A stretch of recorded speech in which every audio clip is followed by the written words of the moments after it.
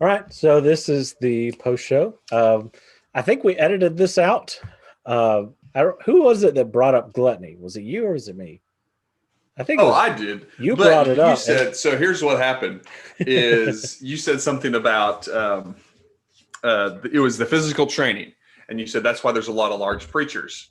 And then I said, I think it's ironic that, and maybe ironic is not the word I used, yeah, but basically it's ironic that you have a lot of preachers, and I'm saying a lot, I know a handful. And so Mhm. this is not a this is a generalization. It's not specific enough to be a generalization, but it's also generalized enough to not be shots at anybody. So there you go, right in the sweet spot. Um, that I think there's a lot of heavy men in the ministry, and I think it's interesting and ironic that those men get up, and I'm not saying they're doing anything wrong, and preach so heavily against certain things, but gloss over the gluttony issue, and that gluttony is listed all the time with sins, including homosexuality and stuff like that. So I'm interested to hear your response to that. Okay, so I don't believe that gluttony is eating a lot. Okay, why? Which a lot of people are like, that's the definition. Yeah. But here's my reasoning for that. So Okay. if you look up the word glutton, Sure. and you read the context of that word, like every time it has something to do with more than just eating a lot. So like I just typed in the word glutton. I'm on Bible Gateway. This is how I figure out a lot of meaning of a lot of words. I don't look at a definition. I don't look up definitions. I just type in a word and then I read a bunch of passages that have that word in Sure. it. And it kind of gives me a definition. So the first one is in Deuteronomy chapter 21, chapter 21 and verse 20. And it's talking about the disobedient son, right? They shall say to the elders of the city, this is our son. He's stubborn and rebellious. He will not obey our voice. He is a glutton and a drunkard. So this has to do with him being disobedient, and so much to the point that what happens right after this is they give permission to stone him. Like they're going to kill their son because of the way that he's acting. Now, Mm-hmm. continuing on, Proverbs chapter 23, verse 20 is the next one. Be not among drunkards or among gluttonous eaters of meat. Okay? Proverbs chapter 23, verse 21. For the drunkard, this is the verse right after that. The Right. drunkard and the glutton will come to poverty, and slumber will clothe them with rags. Chapter 28, verse 7 of Proverbs. The one who keeps the law is a son with understanding, but a companion of gluttons shames his father. If we keep looking at this, Jesus is called a glutton and a drunkard. Right. And so go ahead. There's also in Titus I'm sure chapter you're 1, finished. verse 12, the Cretans are always liars, evil beasts, lazy gluttons. My perception of gluttony is it can have to do with eating a lot. It can. But I think that there's something greater, and it really has to do with pursuing self-indulgence. Hmm. And so the way that I understand gluttony is I'm all about indulging myself Sure. and living for pleasure's sake. And that can be through eating. You know, I'm going to have a bunch of feasts. I'm going to pig out. I'm going to do this and just indulge. And I think that's Okay. where the problem is. I'll say this. You haven't changed my mind, but I Okay. don't disagree with you. Okay. Let me explain. That's fair. So I totally agree. Gluttony, and I know that because I mean, that's the general definition is generally food. Um, and I think it's been that way because when you look back at human history, if you can eat, you have money. Right. You're either eating and you're healthy or you're starving. And there's no in between. So you Rich can be man a and glutton. Lazarus, yeah. Yeah, That kind of thing. you can be a glutton for anything. Also, I want to say this. I understand there are physical things like metabolism issues. I'm not an idiot. I get that I'm not, just because you're a larger person doesn't mean you're a glutton. I understand that.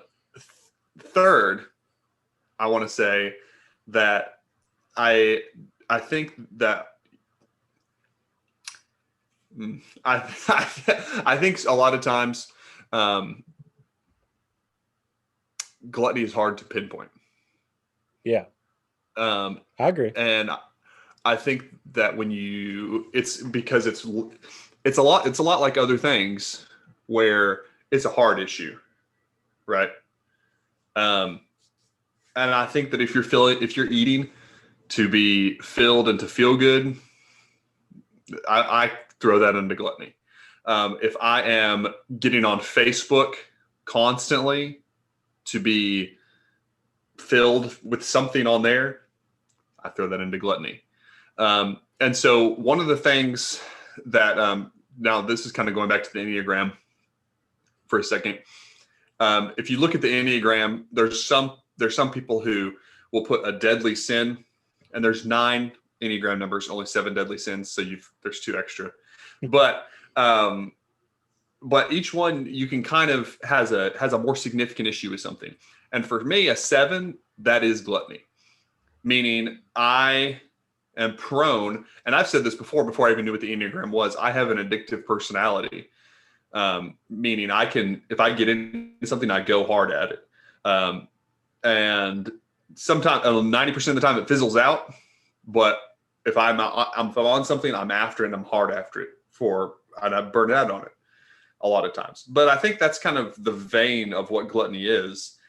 And so I will say, I don't disagree with you, but you didn't completely change my mind either. So if you want to try again, you can. But that's kind of where I'm falling, because I think a lot of times, I will say maybe it's unfair to generalize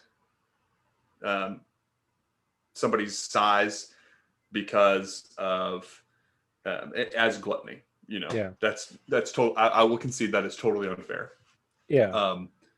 But I think it's something we don't ever. Have you ever heard a sermon on gluttony? I have, and I've preached some. I have never. Never. Yeah, but yeah, you're right. We don't spend enough. I have interned for and worked with some of the best preachers I've ever met, and I've still never heard one. Yeah, I'll send you one that I've got. Okay, because honestly, I think it is one of notes. If you take, and I know the 7 deadly sins is not necessarily a list of sins in the Bible, but it's one that it's of those. That's the one that we talk about the least. You know what's really funny is I taught on gluttony the Sunday after Thanksgiving. There you go. It was perfect timing. But there are. I've pulled it up. I'm looking back at these notes because that's when I was really, really thinking about this.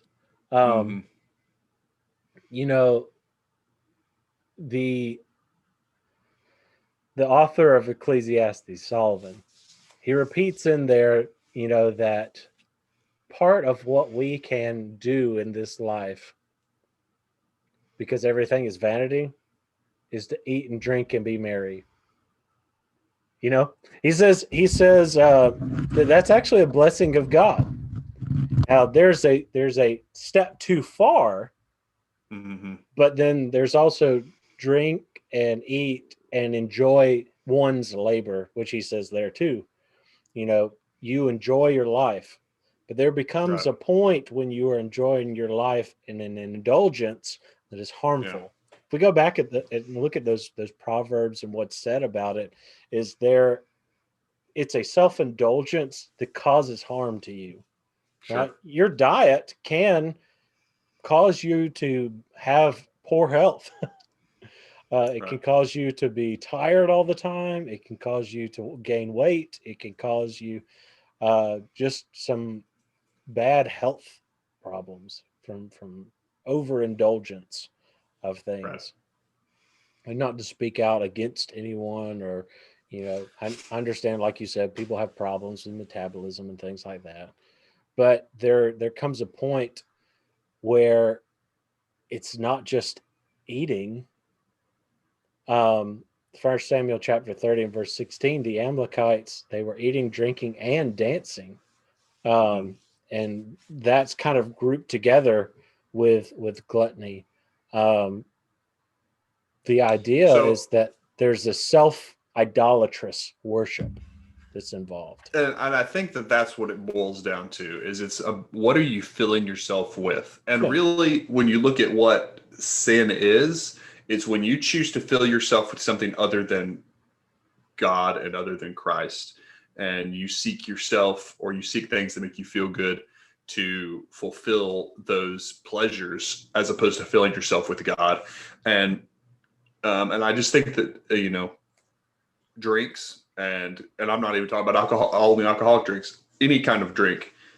Some people are in love with Coca-Cola for whatever reason. Some food, Coffee. coffee. You just no, that's too real. Too real. But if It's a you're drug. filling yourself in a way that you make it a priority, if you're feeling whatever it is you're filling yourself with over God, then it's wrong, and then it's gluttony. Then it could be classified probably as multiple things. Yeah. People talk about comfort food and trying to comfort themselves through eating, when they're really not hungry, or maybe they're bored. They just eat when they're I eat when bored. I'm bored. Yeah. All I'm a right. bored eater. Are there alternatives to satisfying your boredom? Yeah.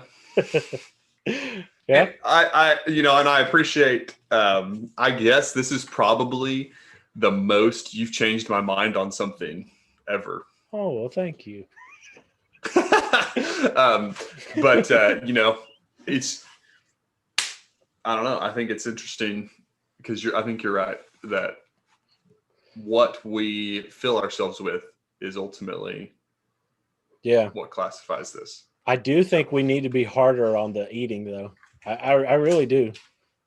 Because on that, but like on all of these things, I think we should just be harder on gluttony than we have been. Right, People don't talk and about it. again, People don't. Yeah.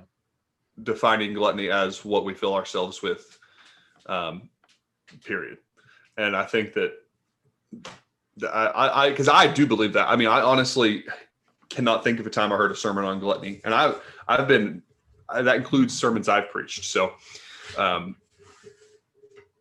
I just think that it's something that's tedious because as soon as you start to talk about gluttony, you're talking about what people do in their free time and what they do for fun, and it's not a good topic. People don't want you to tell them that they're filling themselves with is superseding their love for Christ, and it may not be, but then it's not gluttony. So, Yeah. Anyway, my dogs are barking crazy. You probably hear them right now. That's fine. That's fine. It's annoying. One other passage Sure. that might help with this is 2 Timothy chapter 3, verses 1 through 4. Mhm. And even though the word glutton is not there, this kind of concept that we're talking about is really kind of displayed. And so it says there, understand this, then the last days will become times of difficulty, for people will be lovers of self, lovers of money, proud, arrogant, abusive, disobedient to the parents, ungrateful, unholy, Mhm. heartless, unpleasable, slanderous, without self-control, brutal, not loving good. There's a whole lot of this, swollen with conceit, lovers of pleasure. So like they're Mhm. all about self, and they're filling up Yeah. themselves with, and so we could call that a gluttonous kind of attitude. Yeah. Anyway. Yeah. Boy, So that's there you yeah. go. Yeah. If you got questions, let us know. Yeah. Tell me how We wrong I didn't am. prepare for this. We just kind of, it just happened. And I appreciate if you're watching this right now. I appreciate your patience because this is something I feel like I was kind of a little insensitive to begin this video, so I appreciate your patience. Oh yeah. Same I here. didn't intend to be insensitive, but as we're sitting here talking, even You before jerk. you changed my mind, I was like, that was kind of over the top, I'm dude. just messing with you. Anyway. You're good, brother. All right. Thanks for watching, everyone.